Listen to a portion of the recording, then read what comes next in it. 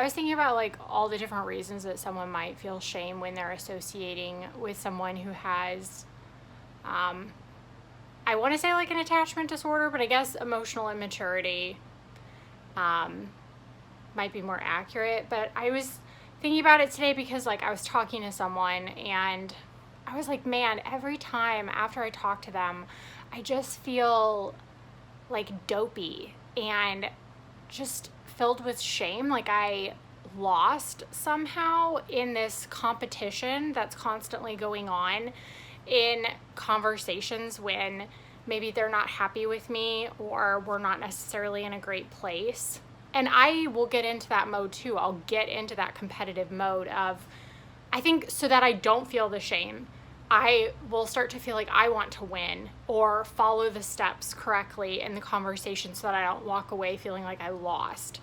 And I guess I just hadn't really thought about that before, how that would be a component to the shame. I mean, obviously, people who struggle sometimes with different attachment disorders and are a bit more emotionally regressed, like, they do have this competitiveness. They do have this need to like win the conversation. And I feel like that's always there. Like it's always just there underlying everything. And I can sense it and I can feel it. And it just feels like you're constantly losing in it. And it makes sense that I would be constantly losing, to be honest. Like a lot of times these people are quicker on their toes than me. Verbally, they're better at, gaslighting isn't even the right term. They're just better at being a convincing con artist in whatever they want you to believe. My tendency is to want to believe. So they're better at instilling doubt in me. They're faster at thinking of ways to manipulate than I am. So I do lose a lot, to be honest. And I think, you know, if what you're focused on all the time is whether you're winning or not, and this is even what I was talking about with myself, if that's a piece of it that you're focused on is whether you won, the essential, like the metaphorical sparring of sorts, like if that's what you're focused on, you're probably going to feel like you're losing a lot. And you might even be losing a lot, but you're going to feel the losses more if winning is what matters to you.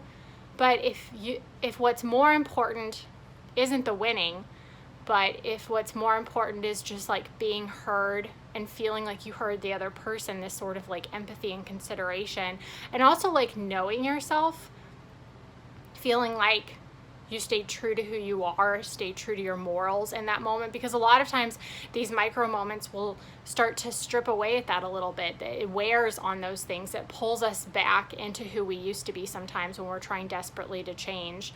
It can be really discouraging from that standpoint too. So there's a lot of reasons, you know, that you might walk away discouraged, and there might be a lot of reasons why you might feel like you lost.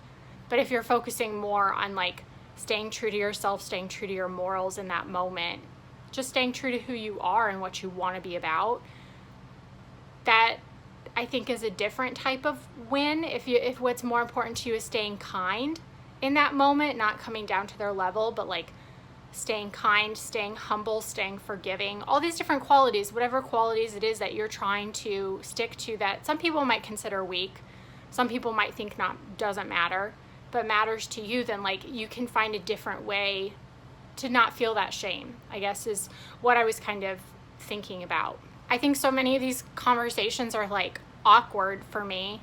It might be awkward for other people because they don't follow the natural pattern of how most people talk and try to reconcile and try to make things better. It doesn't follow that natural pattern.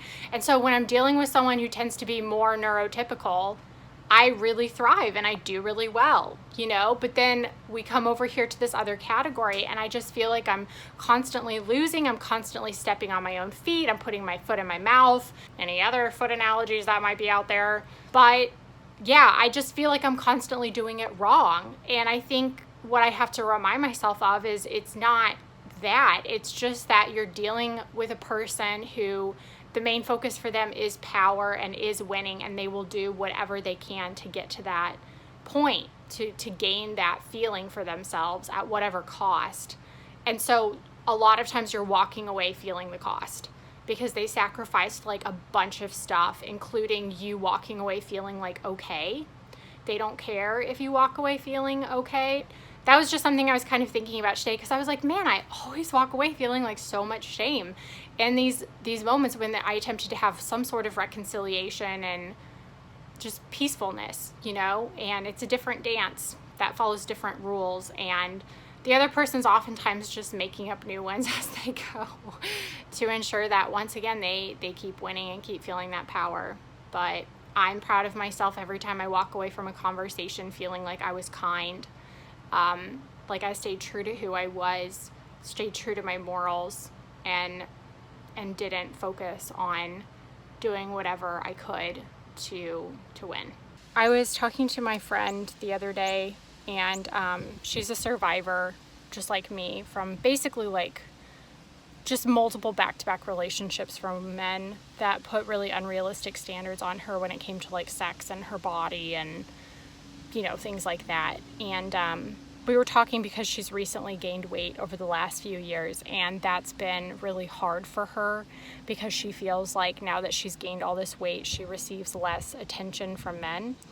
And she was just kind of talking about the envy that she feels towards really skinny women, because she feels like, they always get attention from men and she just doesn't get any. And when she goes out, even with her girlfriends, to like bars or dinners, like she's not receiving any of this attention. And I was trying to sort of discuss with her the fact that like, okay, yeah, these guys might be looking at these girls and flirting with them, but like, look at the man, like what's going on with the man. What type of man is it? Like, again, not wanting to lose nuance in life, to be able to look at something, and just like we shouldn't get watered down to something just because we're a woman, they shouldn't be watered down to something just because they're a man. But that's very typical for survivors, where we think that a man has worth just from being a man and he determines our worth. And so I was trying to really like challenge that with her. But basically what we ended up talking about was how, both of us have this porn star trope in our heads that talks to us and sort of holds us hostage. There's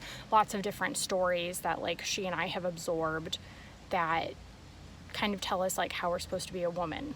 And I was telling her like skinniness doesn't solve everything. You know what I mean? Like one body type doesn't solve everything. And for me, like even though I am a really skinny person, there's still ways that I feel like I'm not a sufficient porn star. Like I'm not a sufficient porn doll almost. And one of those for me is the fact that my body has needs. That's very hard for me. I have like a lot of GI issues. And what's stressful for me with the porn star trope tries to tell me is that because my body isn't perfect, skinniness might be one illogical standard of perfect, but another standard of perfect is that like I should be able to provide sex at all times, and like how am I going to be like sexy and sexual at all times if I have GI issues that cripple me and handicap me? Like I feel very insecure about that, and I have to combat that all the time. You know what I mean? I have to combat the fact that I'm aging. I have to like choose to be okay with the fact that I'm aging.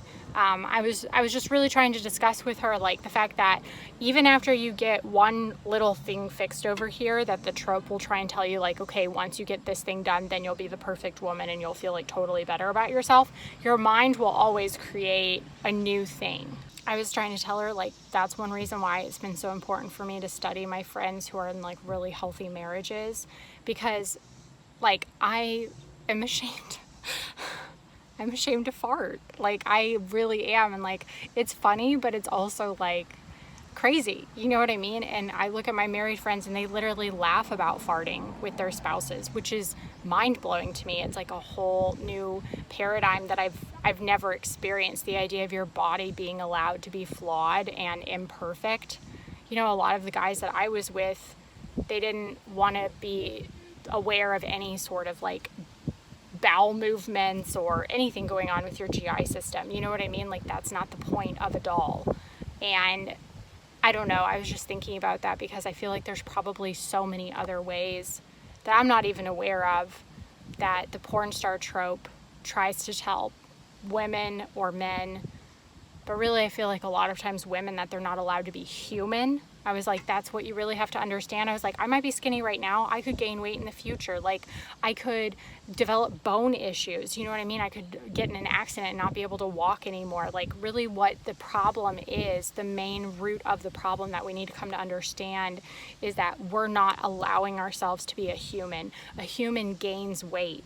That happens. There are seasons of your life where you're different body sizes, and you want a partner who can have acceptance of those different seasons of your life. I was like, what if you were really skinny right now and then you married someone and gained the weight? You know, I was like, there's so many different reasons people gain the weight. You know, really horrible reasons, like chronic reasons, like lupus, like legitimate issues. Legitimate health issues. Like, my friend has cancer and she takes this chemo pill every day and it's messed with her thyroid and she's gained weight from that. Like, you want a partner who's going to be able to love you when you need them to lean on. And how is that person having any level of emotional maturity if they can't even handle your body being a different size, no matter what the reason is? So I don't know. I just think it's important to realize, like, if we can't be with someone who accepts us in our humanness, if we're not allowed to be a human, then we probably shouldn't be with that person at all. And then on the flip side, we should also be examining whether we actually allow other people to be human too, because sometimes what can happen is we can develop our own tropes of what we want men to be.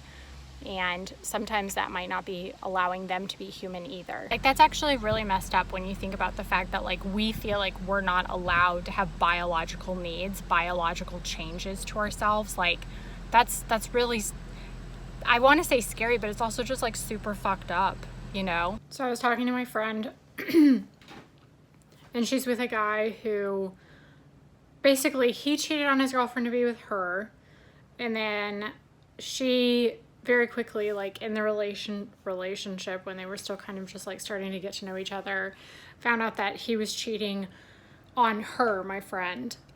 So basically she had 2 back-to-back experiences with this guy, like, very early on, that proved that, like, he wasn't super trustworthy. She was texting me the other day because she was just, like, beating herself up that she can't trust him around women. And I was just talking to her about it because I'm like, you know, it's so funny that we, like, do this to ourselves. Like, it's honestly kind of humorous in some ways, but I'm just like, you know, imagine that, like, there's this tree in the woods and you've literally witnessed it catching on fire every time, like, a bunny goes near it, right? You've seen this happen multiple times. So it's not just like a theory. It's not like something that maybe you heard about happening but didn't see yourself. Like, you literally saw it happen. You know for a fact that it's happened, and multiple times, not just once. And then you find yourself judging yourself for any time that you see a rabbit going near the tree, getting nervous that the tree's gonna, like, catch on fire again, you know? It's like, it's literally our brain's job. It's our job's brain.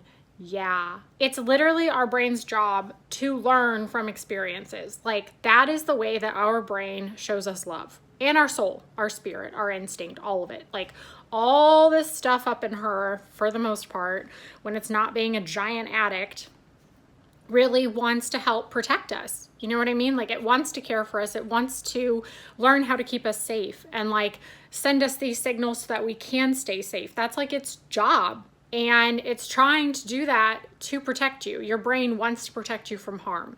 So, like, here your brain is doing a very effective job at learning from past experiences that this person is not trustworthy.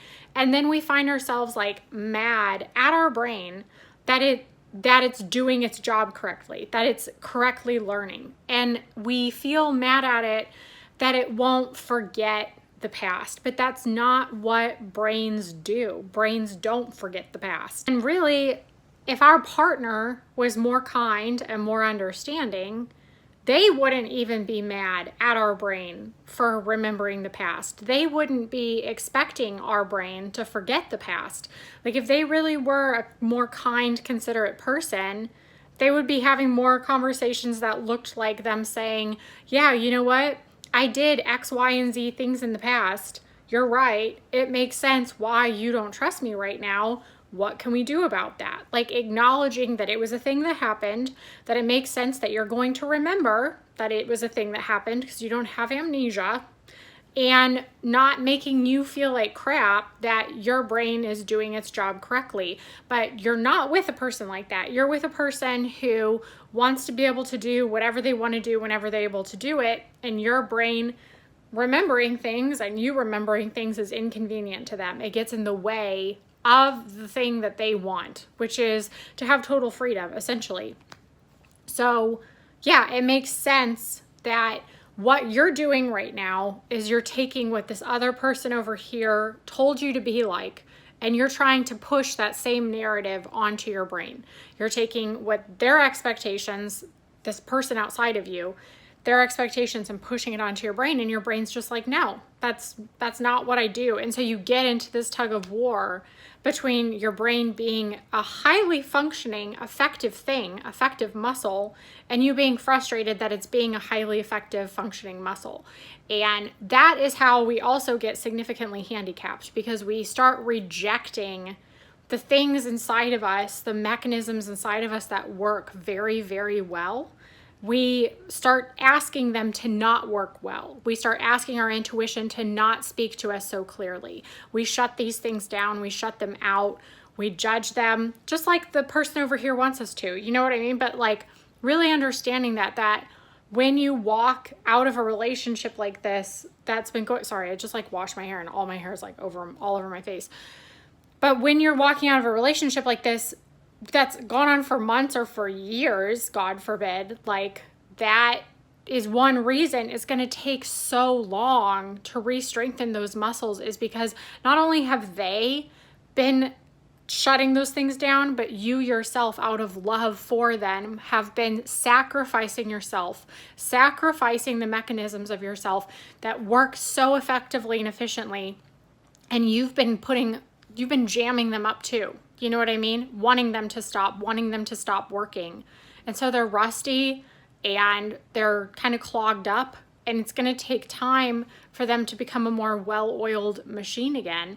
And so the longer that you stay in these relationships doing that to yourself, telling your mind to shut up, telling your instinct to stop speaking to you, the longer that you do that, the more harm you're causing to yourself that you'll have to undo and fix later, you know? And I think a lot of this sounds obvious, but just really understanding like the thing that you almost hate about yourself is actually something very intelligent.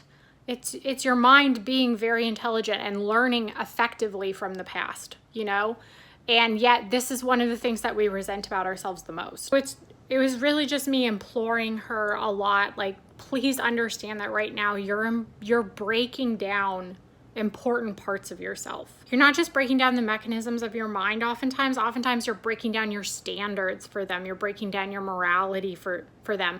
Things that get in the way of what they want. You know, like we come in with a preset sort of setup inside of ourselves. Again, using the analogy of the house, it's like everything's sort of already set up a certain way inside of us with our morality, our standards, our preferences, all these things.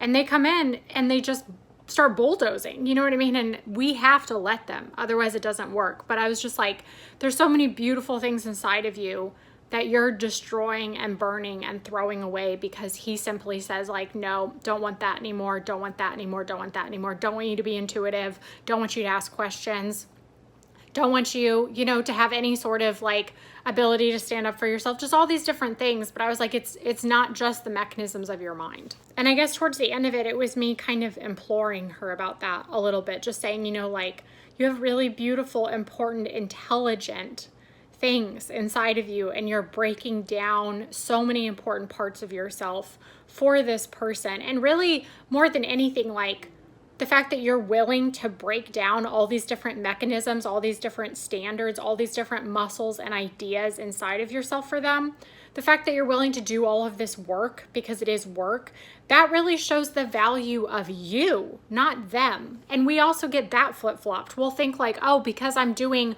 all of these things and putting in all of this effort, it shows how much value they have. You know, while we sit there calling ourselves worthless. And it's the opposite. It's totally the opposite. The fact that you're able to show so much determination, so much fortitude, you know, the ability to really change yourself at all and put in that kind of work for yourself. Oftentimes we're going to therapy to learn how to work on ourselves to be less annoying to them. You know what I mean? Having that kind of commitment and dedication to working on yourself, like, these are truly admirable qualities. These are things that someone would want to look for in a partner. So again, the ability for you to do all of these things for someone else shows your worth, shows what you can bring to the table.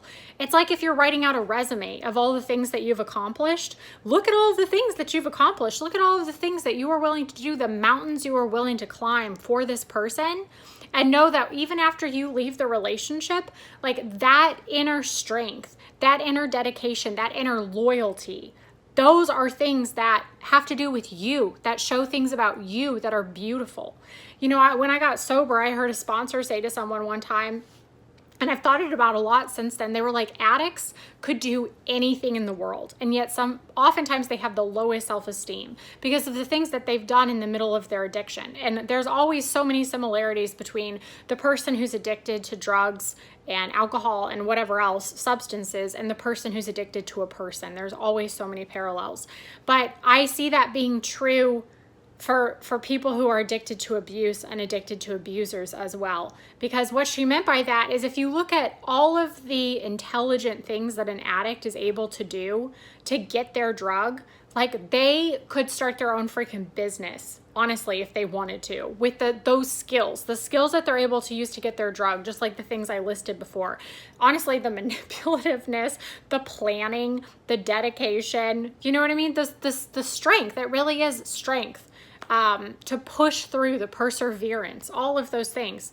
That's something you can still take with you when you leave these situations and go back out into the real world. And that was something that I wished so desperately for her to understand as well. Like, you are showing such beautiful things about yourself. You're just destroying yourself on the wrong person with these tools, these really powerful tools that you have. You're taking them and you're using them on yourself in destructive ways when they could be used outwardly towards something else to build a better life. It's crazy realizing that, like, because my mom didn't allow me to be upset about things as a child, I still, to this day, struggle with understanding what I'm allowed to be upset about.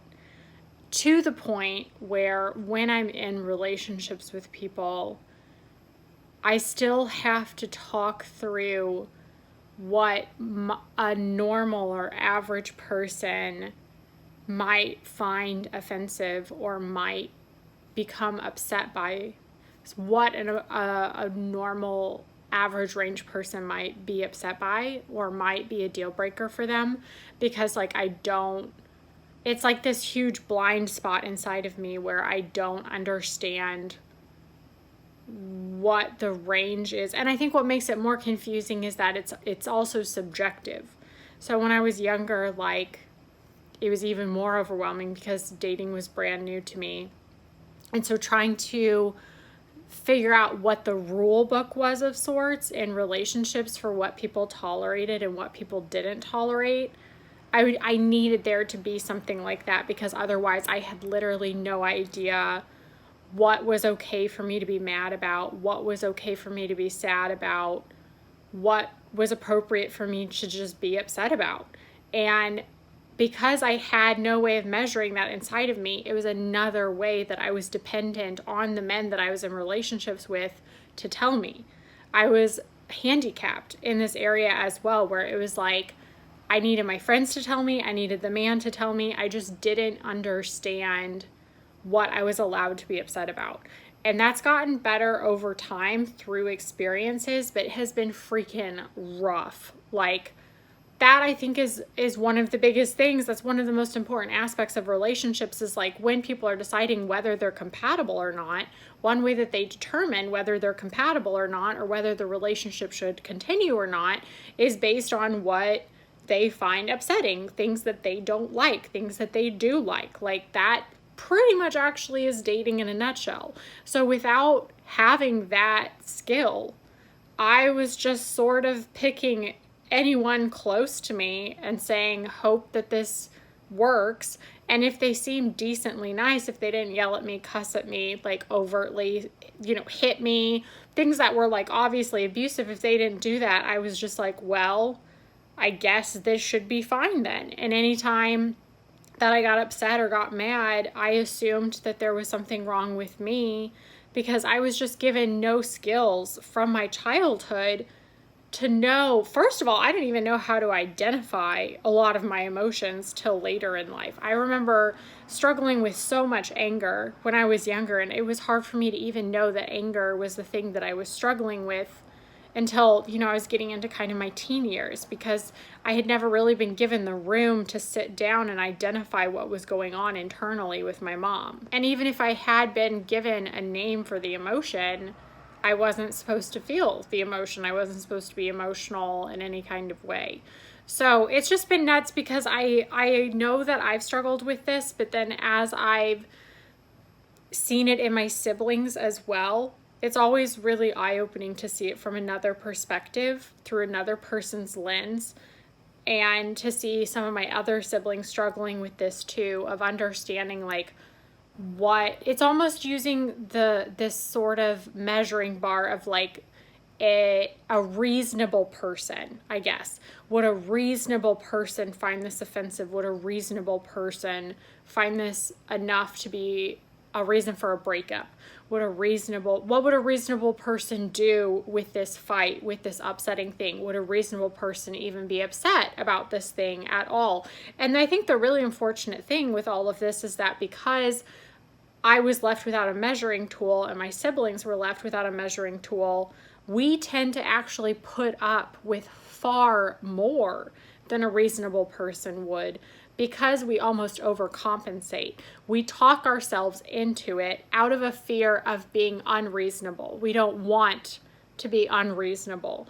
And so we try to be overly reasonable, and we stretch ourselves thin trying to be such a reasonable person that we actually move past that point and we move into essentially a doormat position of sorts without meaning to, because I know for me, and I feel like for several of my siblings as well, we would rather be overly reasonable than be unreasonable, because another fear that we have is essentially being an abuser.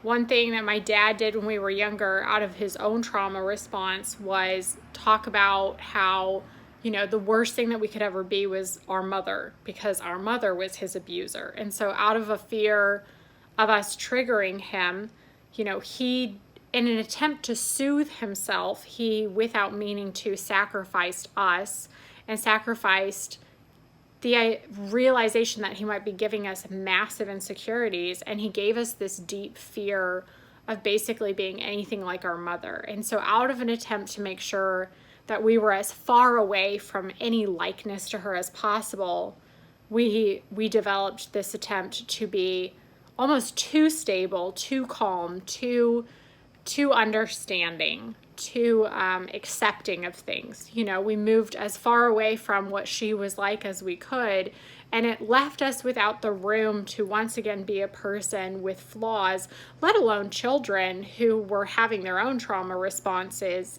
from being raised by a woman who was very emotionally regressed and wasn't teaching us about how to care for ourselves, how to look at our needs and identify our needs and let things be about us as children. I think there was just an unfortunate fear, which many survivors struggle with, a fear of being the bad guy. Because if we're the bad guy, what does that mean for us? Does that mean that we're worthless? Does that mean that we're unlovable?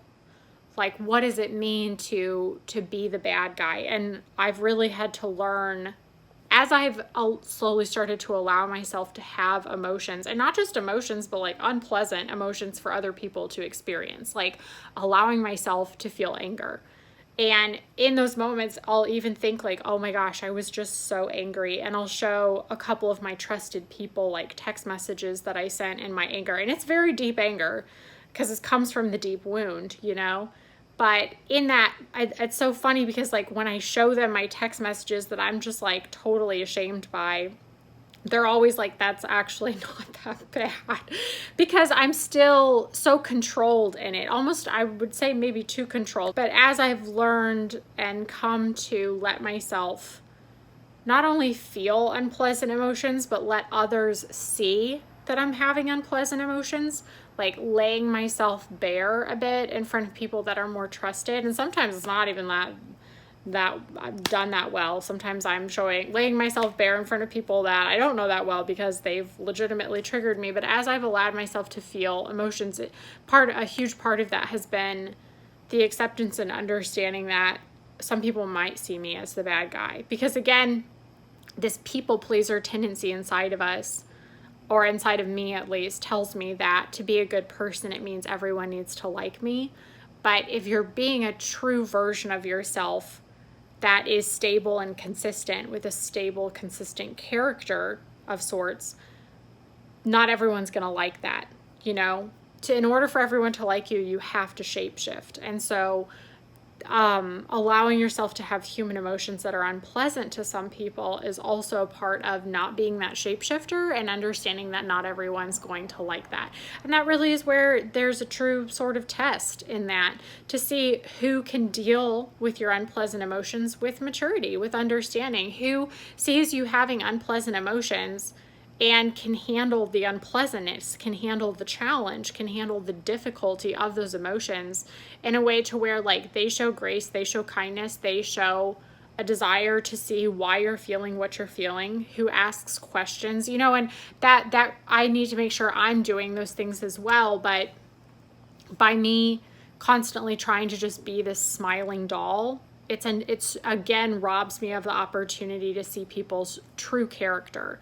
And also has been very eye-opening to see how little the world really educates people, and also women, on how to deal with anger. That's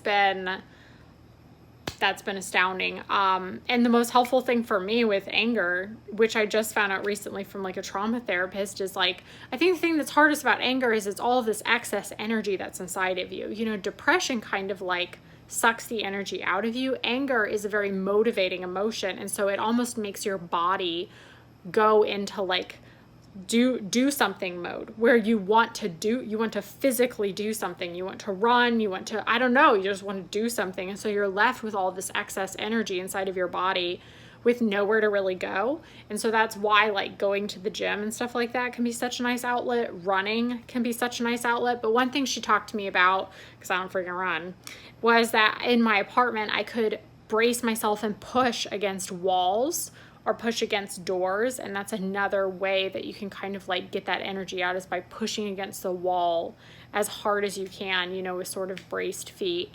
But yeah, it's crazy just realizing like I'm 32 years old and it's taken me like almost 2 decades to learn how to identify what is appropriate for me to be upset about. And it's so confusing because everyone also has a different opinion. As I find, as I like learn all these different skills and change slowly as a person with all these things that I'm realizing and practicing, more and more people continue to get like weeded out. And I just have to be okay with it. And new friends are also coming in, you know, but like there are people getting weeded out who like never ask me about my day and never have actually cared about my life whatsoever, but I just never noticed because I wasn't comfortable with it ever being about me. And in another way, you know, like there are friends that stuck around because I never actually had arguments with them. But now that we're actually running into places where we're butting heads because I'm being honest about being upset, I'm seeing that they have no real way of dealing with that with maturity, and they also have no real desire to see my side in things. So as I continue to let myself like be a real human being, some people leave and there are losses sometimes, and it's also just being okay with that, because like I can't continue to just suffer all the time just so that other people in the room are comfortable. Anyway, I've been making some short videos lately, and I thought it might be a good idea just to kind of shove them all together into one giant compilation. So I hope that, again, maybe some of these videos were helpful to someone, and thanks for watching, and as always, God bless.